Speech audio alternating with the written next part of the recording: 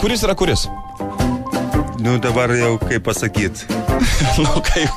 Aš Dariušas. Iš dešinės Dariušas, iš kairės Kšištofas. Šiaip viens prieš kitą pažaidžiat arba bent jau žaidėt, kuomet, aišku, nebuvo tos traumos nelemtos Kšištofo?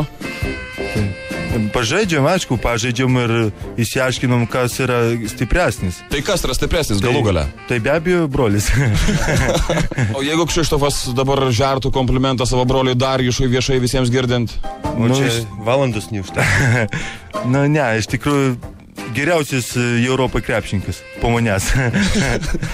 O Darjušui tavo galva kokių, tokių blogų savybių, nežinau, tas pats knarkimas, pjaudimas jis turi tavo broliukas? Kada iš nosies plaukus rauna. Gerai, netraukiu. Tau ar savo? Šiaip padainuojat kada nors, nežinau, duše?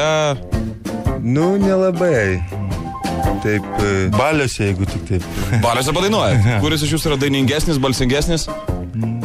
Nu, kas daugiau išgerės. Kelintais metais vyko Žalgirio mūšis. 1410. Noriu perduoti linkėjimus jiems. Perduok. Ačiū. Šaiska Darika, linkėjimai nuo Ruslano. O, sveikas. No. Jūs dar gyvenot Vilniuje ir lankėt Šarūno Marčiulionio krepšinio akademiją, kuris iš jūsų buvo laikomas perspektyvesniu žaidėju. Buvo perspektyvesnis Dariušas. Visą laiką jisai žaisdavo kažkur tai 30 minučių, aš pakeisdavau nuo soliuko.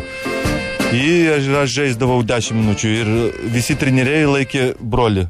Perspektyvesnį jisai... Nu, geresnis.